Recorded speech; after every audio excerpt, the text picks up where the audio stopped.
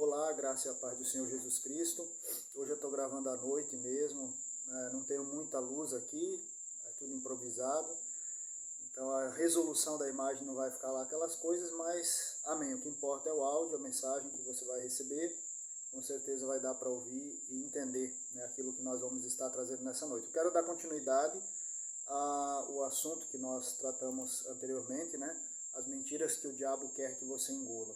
Como eu disse anteriormente, são diversos assuntos que nós iremos trabalhar, então não tinha como colocar dentro de um único vídeo, uma única mensagem, então vou fazer em partes. E hoje nós vamos para a parte 2. Parte 2 do tema As Mentiras que o Diabo Quer que Você Engula.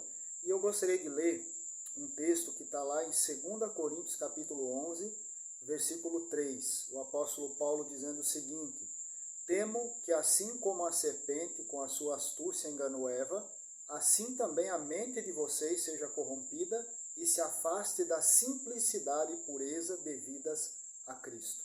Então aqui nós temos a preocupação de Paulo. Paulo estava lidando com alguns conflitos dentro da igreja de Corinto e entre eles haviam ali falsos profetas ou falsos apóstolos, querendo desacreditá-lo, querendo diminuir a sua pessoa como apóstolo de Jesus Cristo para que eles pudessem de alguma forma tomar a igreja. E estavam iludindo algumas pessoas já dentro daquela comunidade. A nossa sociedade ela está impregnada por mentiras que o diabo ao longo dos anos, dos séculos, ele tem colocado e tem feito com que as pessoas aceitem isso de forma normal, por assim dizer. Então, filosofias vãs, ideologias, heresias, ensinamentos distorcidos e etc. Ele usa as diversas artimanhas como ele sempre tem feito e costuma fazer. Mentiras essas que entram sorrateiramente na mente e na vida de muitos cristãos desatentos, que não têm aquele conhecimento que deveriam ter da palavra de Deus. E aí só para recapitular, lembrando que lá em João 8,44 diz que o diabo é o pai da mentira. 2 Coríntios capítulo 4, versículo 4, o apóstolo Paulo diz que o Deus desse mundo, o diabo, conservou a mente dos incrédulos na escuridão para que eles não vejam a boa notícia a respeito da glória de Cristo. 2 Coríntios capítulo 11, versículo 14, o apóstolo Paulo também vai dizer que Satanás pode se disfarçar e ficar parecendo um anjo de luz. Lá em Apocalipse 12, 9 diz que ele leva todas as pessoas do mundo a pecar. Lá em 1 João 5,19 diz que o mundo todo está sob a influência do maligno. Lá em Efésios 6,12 diz que a nossa luta não é contra a carne, mas contra as forças espirituais do mal. E 1 Timóteo capítulo 4, versículo 1 diz que o Espírito de Deus diz claramente que nos últimos tempos alguns abandonarão a fé. Eles darão atenção a espíritos enganadores e a ensinamentos que vêm de demônios. Temos muitos textos que falam dessa problemática do inimigo tentando sempre destruir. Ele veio para matar, roubar e destruir, e ele usa das suas diversas artimanhas e estratégias para que ele tenha êxito. E ele pega os incautos, pega os desatentos, os descuidados, aqueles que não procuram ter uma vida realmente centrada no Senhor e uma vida de comunhão autêntica, verdadeira, conhecimento, estudo da palavra, que é muito importante. Então acaba pegando muitas pessoas.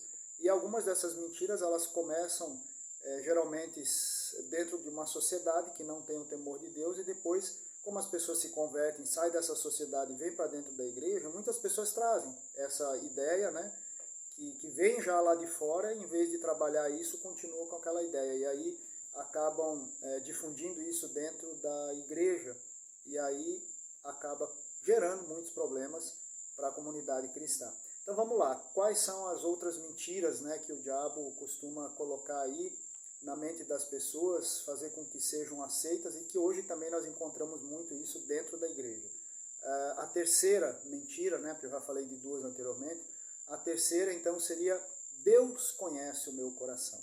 Provavelmente você já ouviu isso, eu já ouvi também muitas vezes, E quando alguém é confrontado acerca de algum comportamento inadequado ou uma conduta não apropriada ao cristão, logo vem aquela velha desculpa: Deus conhece o meu coração.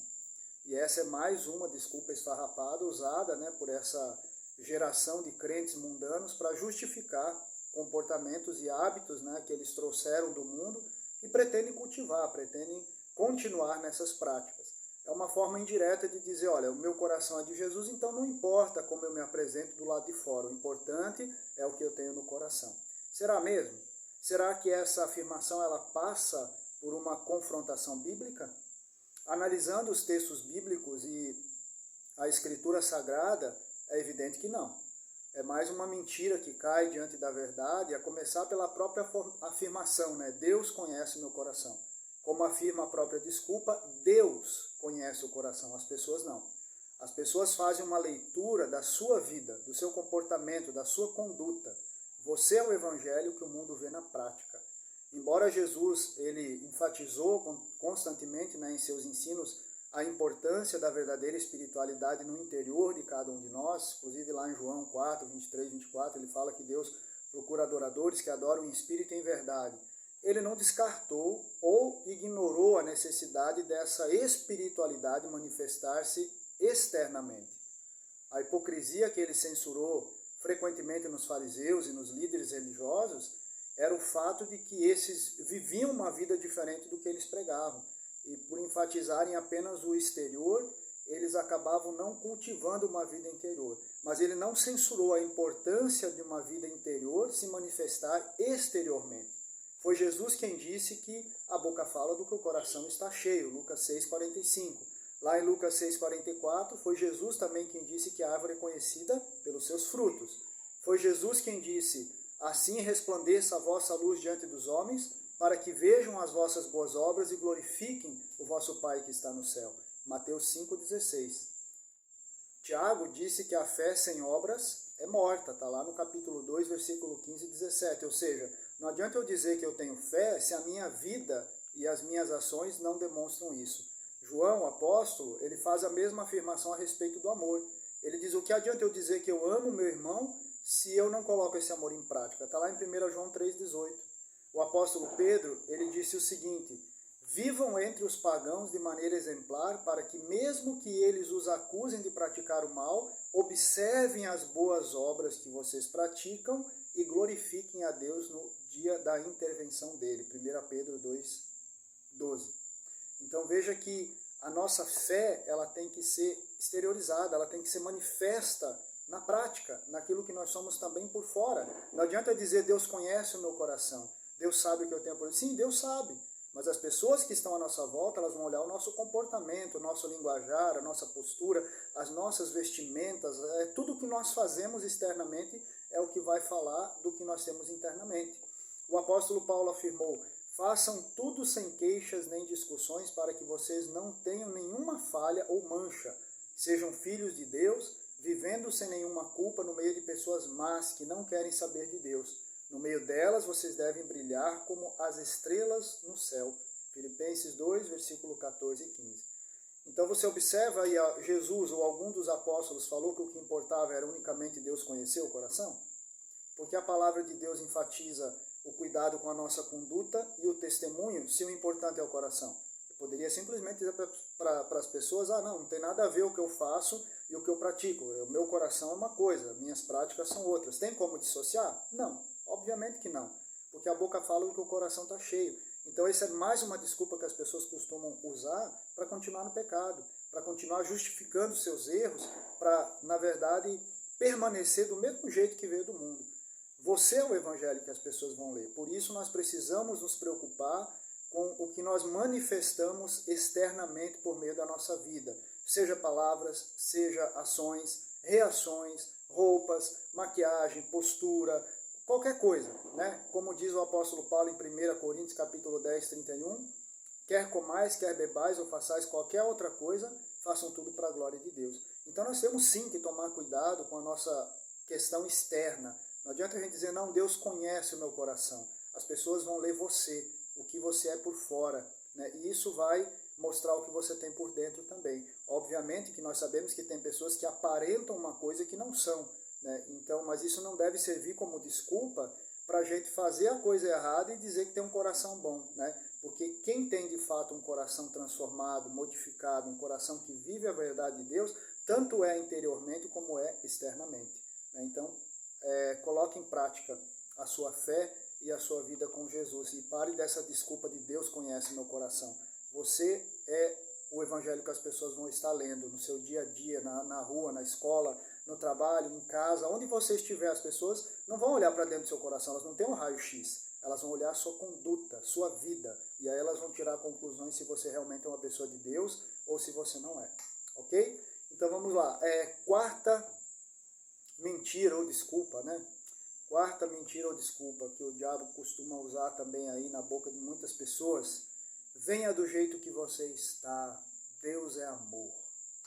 Essa é outra desculpa esfarrapada. Muitas pessoas têm se valido dessa desculpa, né? Venha do jeito que você está, Deus é amor, para se identificarem como cristãs e mesmo assim não apresentarem mudança de vida. É mais uma desculpa como a anterior, né? Para permanecer do jeito que está, para ficar com aquela velha vida do velho homem, o pecado, o mundanismo, né?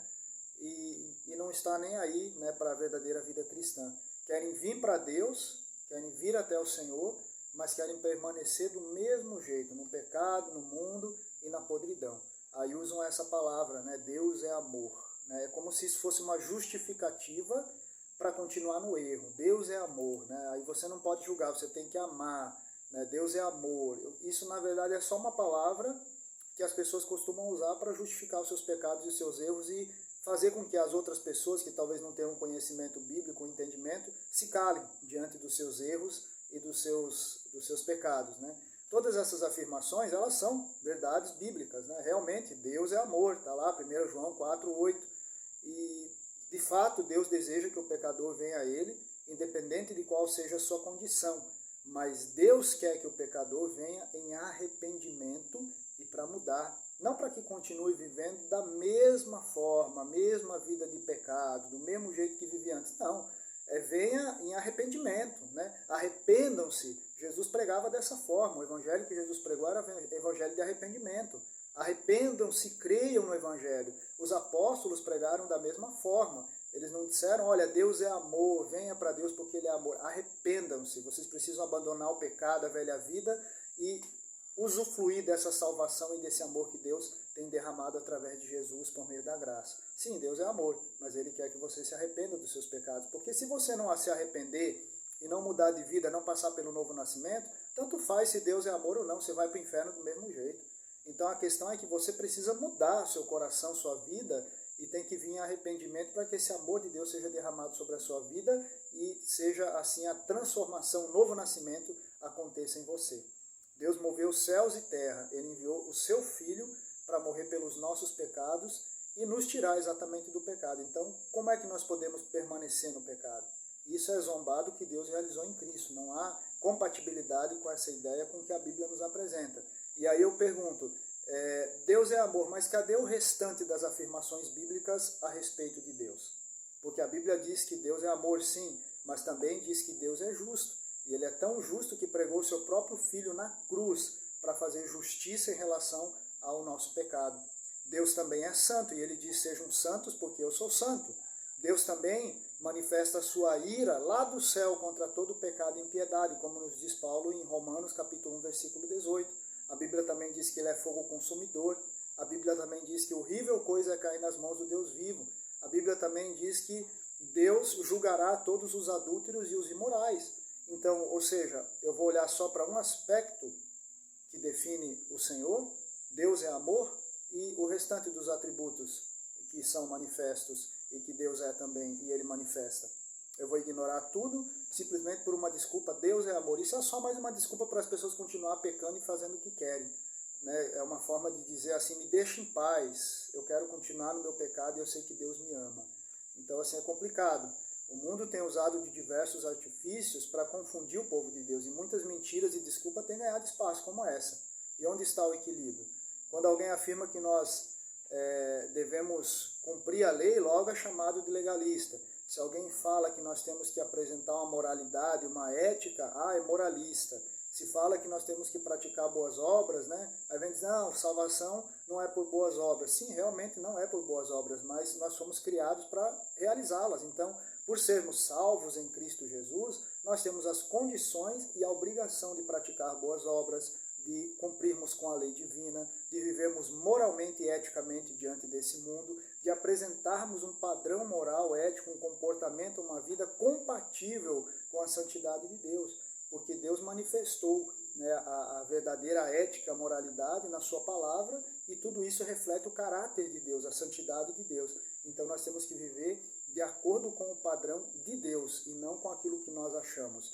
Deus, ele é amor? É amor e chama o pecador em arrependimento para mudança de vida. Do contrário, ele vai estar perdido para toda a eternidade. Né? Não tem salvação sem arrependimento. Você precisa se arrepender, crer em Jesus Cristo, colocar a sua vida nas mãos dele, passar pelo novo nascimento e viver, né, debaixo do senhorio de Jesus. Então essa história de Deus é amor, sim, ele é amor, mas ele chama o pecador em arrependimento. Então cuidado com essa influência mundana que tem entrado na igreja, na teologia e na vida dos cristãos. Não passam de desculpas, né, para suavizar o problema do pecado e dar permissão para que muitos crentes permaneçam no seu pecado, nos seus maus hábitos, nos seus costumes mundanos. É nossa obrigação, dever e privilégio andar segundo a palavra de Deus, vivendo debaixo do senhorio de Cristo, debaixo da vontade do Senhor. Então, cuidado com essas mentiras, ok? Deus abençoe sua vida. Em outro momento eu vou trazer mais algumas dessas mentiras para a gente estar trabalhando aqui, né? E aí você vai conhecer um pouquinho mais. No momento, ficamos por aqui. Deus abençoe e até o nosso próximo encontro.